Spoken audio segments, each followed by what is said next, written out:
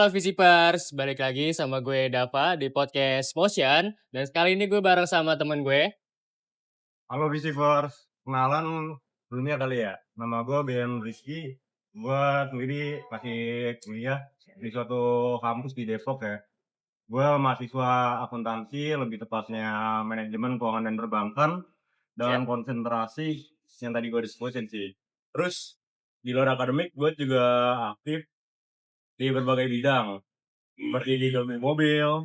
Terus gue juga CMO sekaligus owner dari Movemates, sebuah sport community eh, yang bergerak di event olahraga. Dan juga gue juga aktif di ekosistem ekonomi kreatif di Kota Tangerang.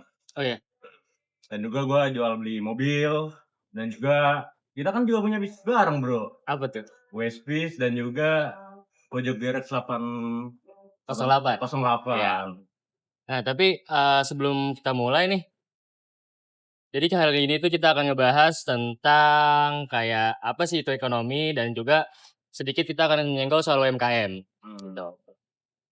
Nah, dari itu kayaknya kenapa gue ngundang lu ke sini kayak lu paham nih, kayak lini lu nih di sini nih, ya kan? Nyampe ya. Iya, Oh, nyampe. jujur. Nah, mungkin pertanyaan pertama kali ya. Mau langsung ke pertanyaan apa kita ngobrol-ngobrol dulu?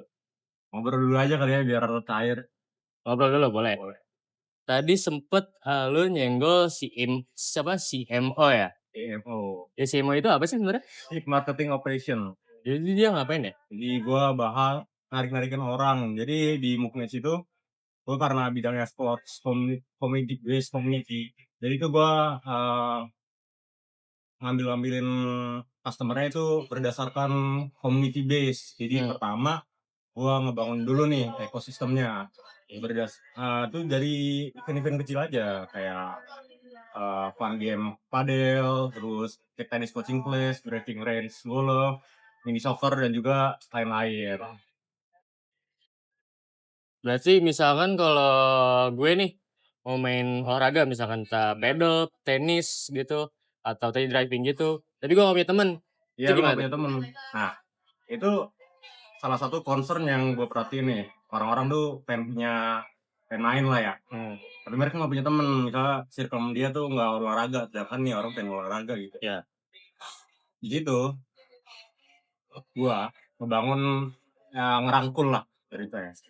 Jadi pertama yang misalnya lu nih pengen main, sama lu pantengin aja di sosial media Movements, ada di TikTok, terus ada juga di ya, Instagram. Instagram tuh nanti di setiap poster yang kita bikin itu nanti gua bakal nge-share tentang link pendaftarannya. Setelah link pendaftarannya muncul tuh gua data lagi di Reflect Oh atau dari klub. di aplikasi Kuy.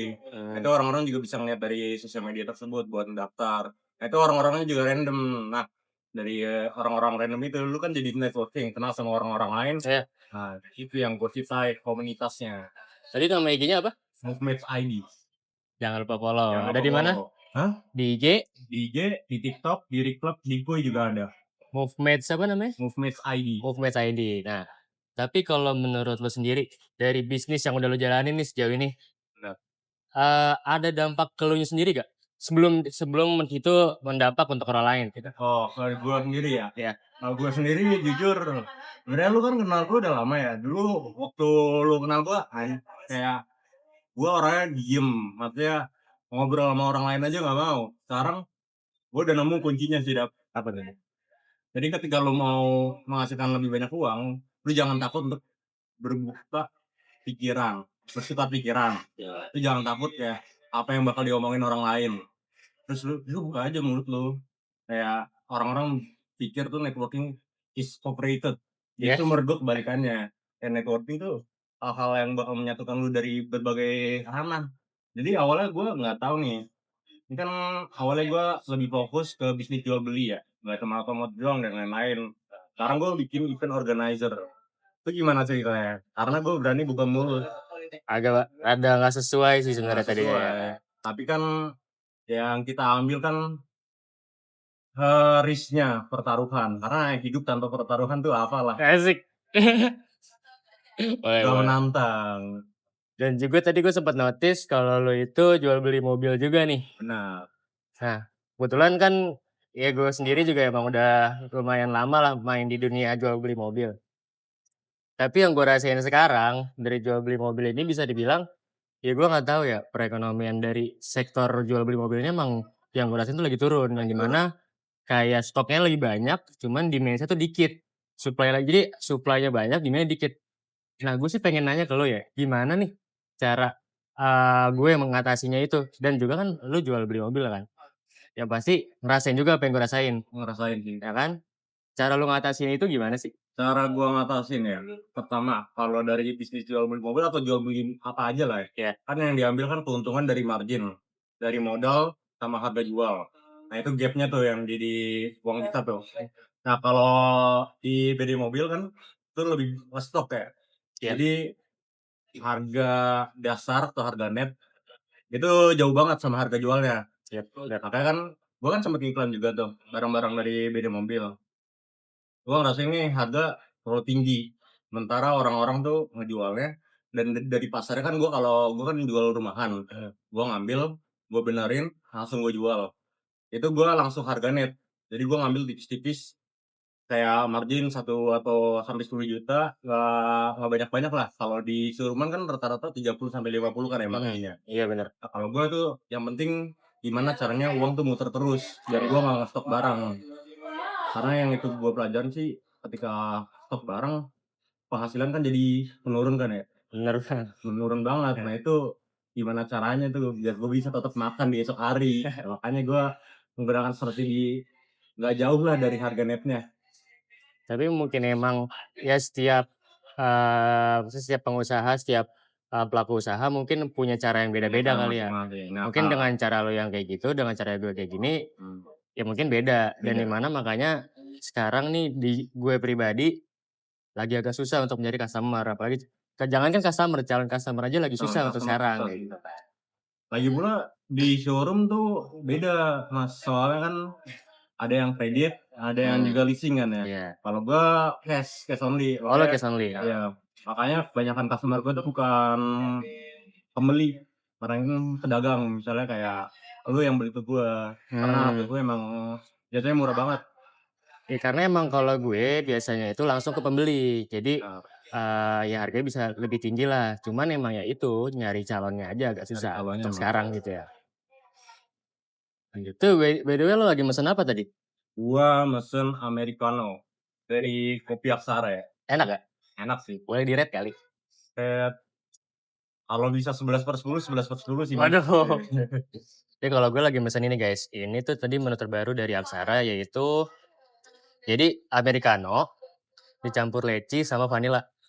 Jadi cocok buat teman-teman yang apalagi khusus teman-teman Visipers yang suka ngopi, maksudnya suka untuk apa ya? Bukan suka.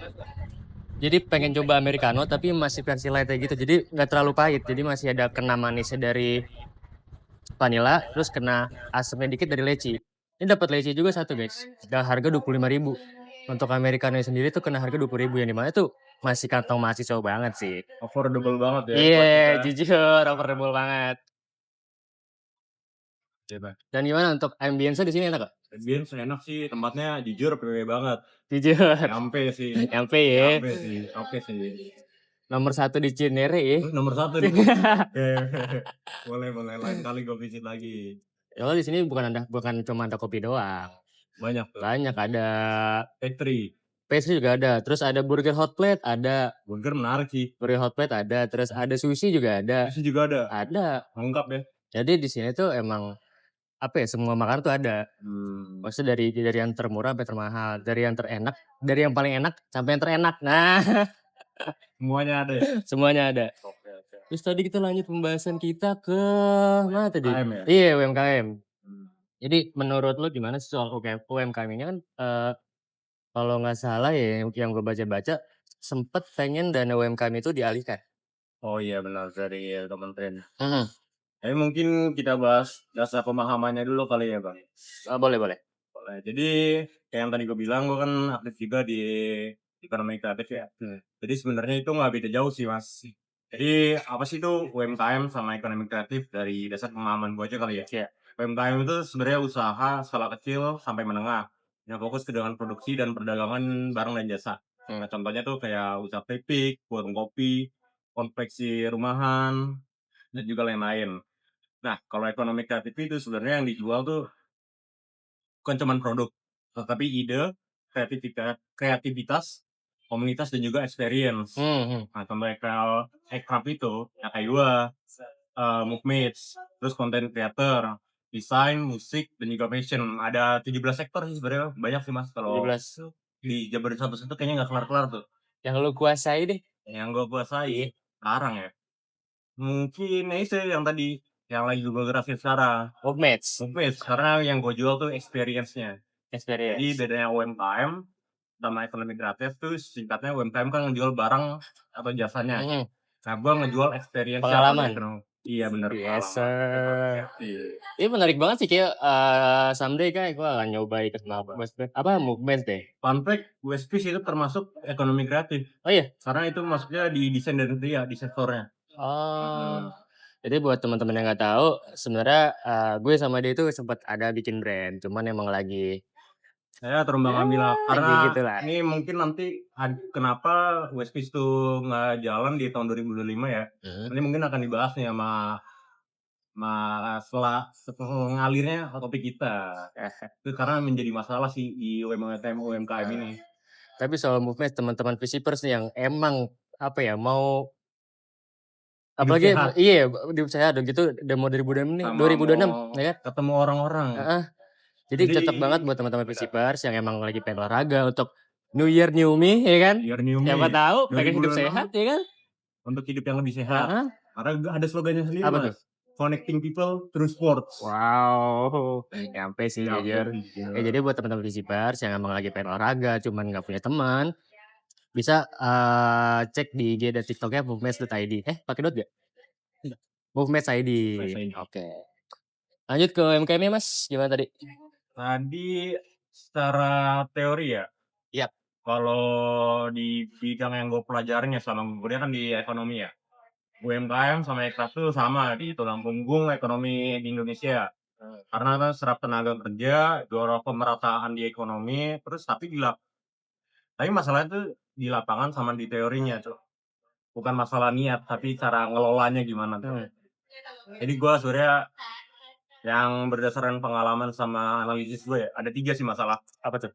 Yang pertama itu di keuangan yang belum rapi, uang usaha dan pribadi itu tercampur. Jadi dia cuman punya apa, satu bak satu buku rekening doang. Jadi buat pribadi dicampur, buat bisnis dicampur. Dan ketiga tuh tidak tahu sebenarnya tuh dia tuh laba atau rugi. Nah, terus sebenarnya apa mau langsung ke solusinya aja nih? Kalau di gua, cara memitigasinya. Coba boleh? Kalau mitigasinya sih nggak usah mikir ribet-ribet sih yang langsung gede. Pertama tuh kita rapiin keuangannya dulu deh. Gimana dari pencatatannya aja kayak cash flow dan tahu juga struktur pembiayaan dari modal hingga sampai harga jual. Nah, kalau ini udah beres semuanya kan jadi lebih efektif dan efisien. Yap, betul banget. Nah, terus kita mungkin tarik ke studi kasus kali ya, Mas? Bener gitu. Sebenarnya gue pengen tanya sih soal misalkan kayak UMKM-UMKM kecil nih, ya kan, kayak yang di Alfamart atau pinggir jalan atau mungkin abang-abang gerobakan gitu kan. Sebenarnya penting nggak sih untuk ngasih ke mereka ini pelatihan digital gitu? Oh, pelatihan Yap. digital. Boleh boleh boleh. Sebenarnya ya kalau pelatihan digital itu digitalisasi itu penting sih Mas. Tapi kalau dari pengalaman saya baik dari sisi akademik secara teori dan juga praktik di lapangan, masalah produk UMKM itu bukan masalah UMKM itu jarang ada di produknya. Karena kan semua ada marketnya masing-masing. Benar banget. Tapi mayoritas tuh UMKM sebenarnya punya produk yang layak tuh untuk dijual. Bahkan ada ciri khasnya masing-masing. Tapi yang bikin mandeknya itu, yang bikin macet justru itu bukan dari digitalisasinya. Dari digitalisasinya ya? Iya, pelatihan digital. Oh iya. Justru itu dari manajemennya Mas. Terutama dari manajemen keuangannya. Dan efek lanjutnya tuh dari akses pasar hingga permodalan tuh yang bikin macet tuh, yang bikin gak lanjut. Sama kayak wishlist kita. Ya sebenarnya kita modal udah ada, tapi cara kita mengelolanya, memutarkan uangnya itu yang justru menjadi masalah. Makanya kemarin kita gak nyampe ke titik BEP. Nah, banyak UMKM juga yang punya pencatatan keuangan yang rapi, tapi belum tentu biaya produksinya tuh bagus. Jadi beberapa market sebenarnya tuh akhirnya menggunakan pricing yang masih pakai feeling, bukan Oke. berdasarkan data. Nah, ketika keuangannya belum rapi, UMKM tuh jadi susah tuh masuk ke perbankan, susah tuh mendapatkan modal, investor, dan juga akses pasarnya yang juga terbatas. Jadi limitasi. Nah, jadi menurut saya tuh yang paling rentan tuh di manajemen keuangannya yang lemah.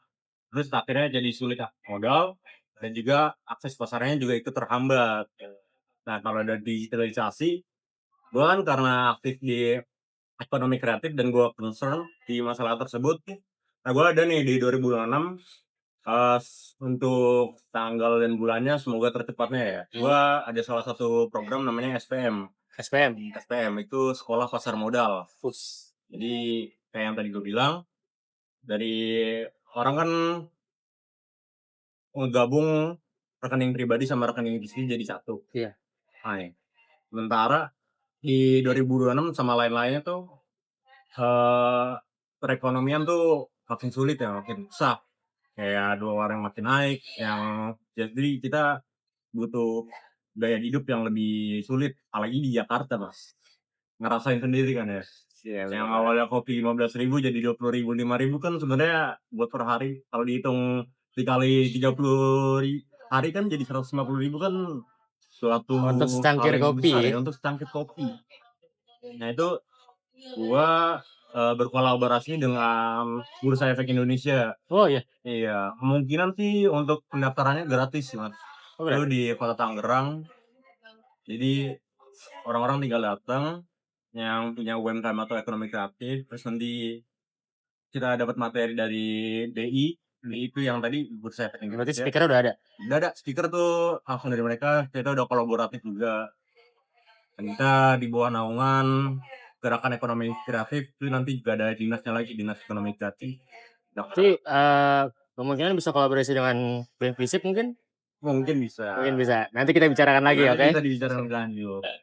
Karena kan sekarang yang paling banyak tuh sebenarnya Gen Z kan ya. Oh iya, benar banget. Orang-orang kampus. Nah, orang-orang kampus tuh harus apalagi melek lah ya sama digital dan juga AI itu sebenarnya ngebantu banget sih Mas. Karena semuanya tuh bisa kita pelajarin dengan singkat dan juga lebih teliti, spesifik malah. Menggunakan AI itu sangat membantu banget sih.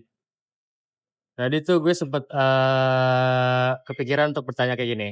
Jadi masih soal UMKM, tapi sebenarnya dampak digitalisasi itu jadi gue ada satu bukan studi kasus mungkin bisa dibilang. Jadi ada namanya di TikTok itu sempet beberapa kali lewat, ada namanya soto cungkring Mang Jumat sama cungkring Mang siapa gitu. Hmm, Sering lewat di FYP, sorry. ya kan.